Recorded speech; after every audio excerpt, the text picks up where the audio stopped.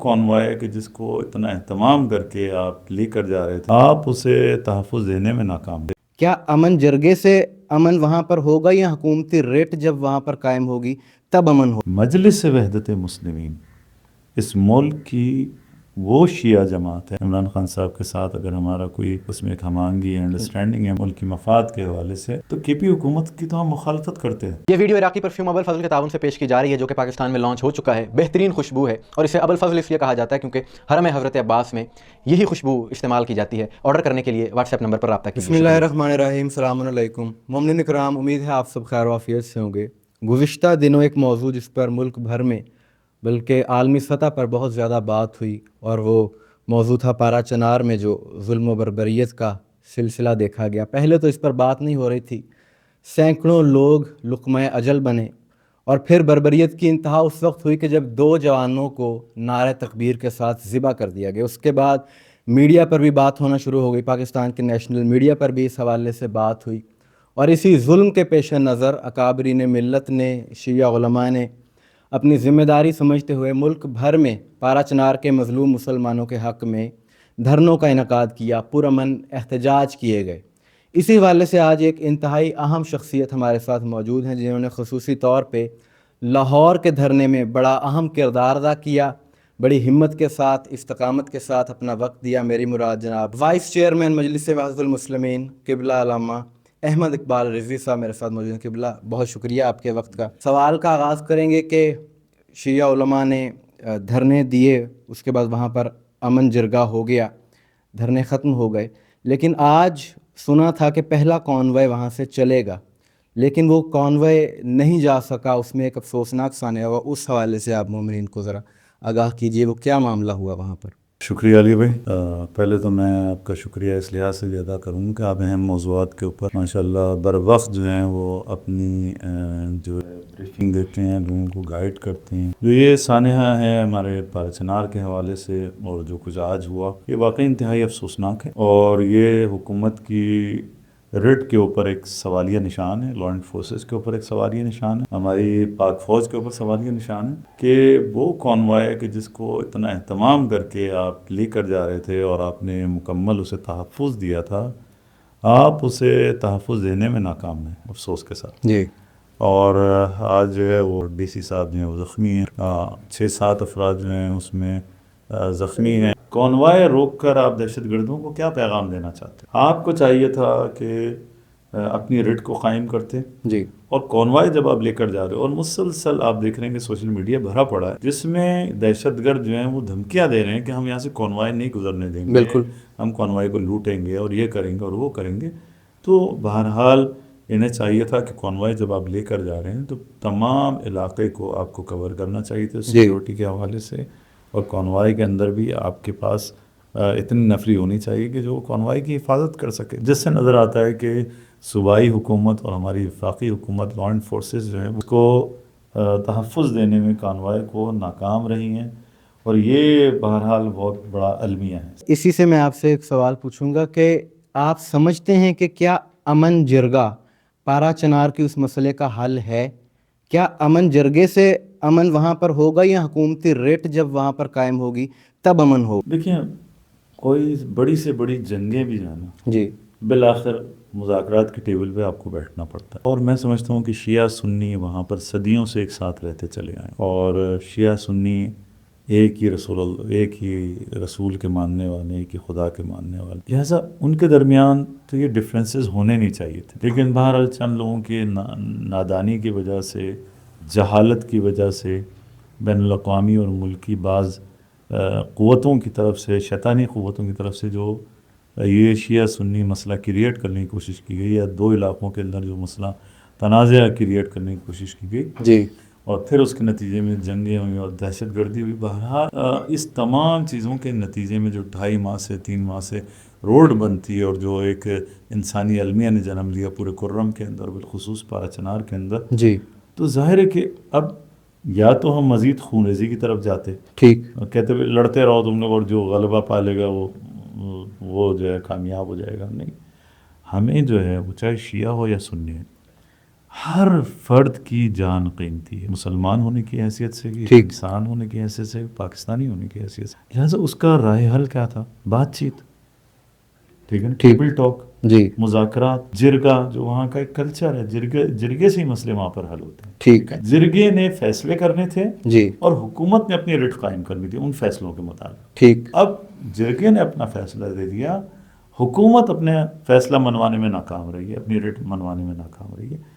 تو حکومت کو اس سے زیادہ ایفرٹ کرنی چاہیے اور اس سے زیادہ کوششیں کر کے جی، بہرحال جرگے کے فیصلے کے مطابق اس پر عمل درآمد کرنا. ٹھیک. اور آخری سوال میں آپ سے یہ کروں گا، کیونکہ پورے ملک میں دھرنے بھی بہت زیادہ دیے گئے، تو اس حوالے سے ایک پروپیگنڈا خصوصاً مجلس وحدت المسلمین کے حوالے سے یہ کیا گیا کہ شاید یہ کوئی سیاسی مخالفت یا اپنی سیاسی ہمدردی کی اس کے پیش نظر یہ دھرنوں کا انعقاد کیا جا رہا ہے. اس حوالے سے آپ کیا کلیریفیکیشن کوئی دیں گے؟ یعنی اس میں کوئی آپ کی سیاسی ایسوسیشن کسی سیاسی جماعت سے؟ جی دیکھیں نا، ہم تو کے پی گورنمنٹ کے خلاف جی نے بیانات دی، ٹھیک ہے، وہ تو پی ٹی آئی کی حکومت ہے. اگر ہمارا عمران خان صاحب کے ساتھ اگر ہمارا کوئی اس میں ایک ہم آہنگی انڈرسٹینڈنگ ہے ملکی سیاست کے حوالے سے، ملکی مفاد کے حوالے سے، تو کے پی حکومت کی تو ہم مخالفت کرتے ہیں. بالکل، ہمیں تو ان کی حمایت کرنی چاہیے. بالکل ایسے، میں نے خود علی امین گنڈاپور کا استعفے کا مطالبہ کیا. جی بالکل ایسے، ٹھیک ہے، میری تقریر آپ ریکارڈ پر موجود ہے. بالکل ناصر شرائع صاحب نے، اور یہ سب ایک پالیسی کا نتیجہ تھا جی کہ ہم دیکھیں، میں آپ کو ایک بات بتاؤں، جی مجلس وحدت مسلمین اس ملک کی وہ شیعہ جماعت ہے جو اب ملکی مفادات کی خاطر سیاست میں آئی ہے، نمبر 1. بالکل. نمبر 2، یعنی اس ملک میں جو ظلم و ستم ہو رہا ہے، جی ٹھیک ہے، اس کے خاتمے کے لیے ہم جدوجہد کرنا چاہتے ہیں. اور جو جماعت بھی کھڑی ہوگی، جی جیسے ہمیں پی ٹی آئی لگتی ہے کہ سب سے زیادہ بہتر جماعت جو ملک کے اندر عدل و انصاف کے نفاذ کے لیے کوششیں کر رہی ہو عمران خان صاحب ہے، ٹھیک، ایسا ہم ان کے ساتھ کھڑے ہو. آپ کا ایک نظریہ ہے. جی جی ٹھیک ہے نا. جی اسی طرح سے شیعہ قوم جی جو گزشتہ 75 سالوں سے جن کے اوپر ظلم ہوتا رہا، جن کے حقوق سلب ہوتے رہے، جن کے عزاداری پہ پابندی لگتی رہی، جی جن کے خلاف نئے نئے بل پاس کیے جاتے رہے، جن کی نسل کشی ہوئی اس ملک کے اندر، ٹھیک، جن کے خلاف ملیٹنٹ گروپ بنائے گئے، جب ہم نے دیکھا کہ ان کی دادرسی کرنے والا کوئی نہیں ہے، کوئی ان کی مدد کرنے والا نہیں ہے، کوئی تحفظ دینے والا نہیں ہے، جی اور وہ ہمارے ہی بچے، ہم ہی لوگ ہیں. ڈی آئی خان کا کیا حال تھا، کوئٹہ کا کیا حال تھا، پارچنار اس زمانے میں 2007-2008 سے ان 5 سال تک محاصرے میں رہا تھا. جی اسی دوران میں مجلس وحدت المسلمین وجود میں آئی. یعنی انتہائی بحران کے دور میں جب شیعہ کلنگ ہو رہی تھی، نسل کشی ہو رہی تھی، جی اس وقت تو شیعہ آئسولیٹ تھا، ہمیں تو سیاسی لحاظ سے کوئی پوچھتا نہیں تھا. جی اس وقت مجلس وحدت المسلمین وجود میں آئی تھی اور اس کا صرف ایک موٹو تھا کہ مکتب تشیع سے تعلق رکھنے والے لوگوں کو تحفظ دیا جائے. ٹھیک ہے، بالکل. کوئی سیاسی ایجنڈا نہیں تھا. ہم تو 2013 میں یعنی 2009 میں مجلس وحدت المسلمین بنی ہے، جی اور 2013 میں الیکشن میں ہم پہلی دفعہ الیکشن میں ہم نے حصہ لیا. بالکل ٹھیک ہے نا. جی تو اس وقت بھی ہمارا کوئی نہ کسی کے ساتھ الائنس تھا نہ کچھ تھا. صحیح. ٹھیک ہے. جی یہ تو پی ٹی آئی کے ساتھ ہمارا جو کچھ ہوا، تھوڑا بہت سیٹیں ایڈجسٹمنٹ، جی تو بہت بات کی بات. ٹھیک. موجودہ صورتحال میں، پارچنار کی صورتحال میں خالصتاً ایک انسانی المیہ تھا پارچنار کے اندر. جی مسلسل قوم بے چین تھی. قوم کی ہم سے ڈیمانڈ تھی کہ بھائی کچھ کرنا چاہیے. کوئی شک نہیں. پورے پاکستان میں لوگ ہم سے پوچھتے تھے کہ مولانا آپ لوگ کچھ نہیں کر رہے. جی راجہ ناصر صاحب آپ کچھ نہیں کر رہے. ٹھیک ہے. یہ تو قوم کی ڈیمانڈ تھی. قوم خود احساس کر رہی تھی. قوم رنجیدہ تھی، غمزدہ تھی، جذباتی تھی، وہ اپنے جذبات کا اظہار کرنا چاہتی تھی. بالکل. ہم نے یہ دھرنے جو دیے کا اعلان کیا علامہ راجہ ناصر صاحب نے، خالصتاً قوم کے مفاد میں تھا. اور آپ نے دیکھا کہ اسی دباؤ کے نتیجے میں بہرحال وہ ایگریمنٹ ہوا اور وہ کامیاب ہوا الحمدللہ. بالکل.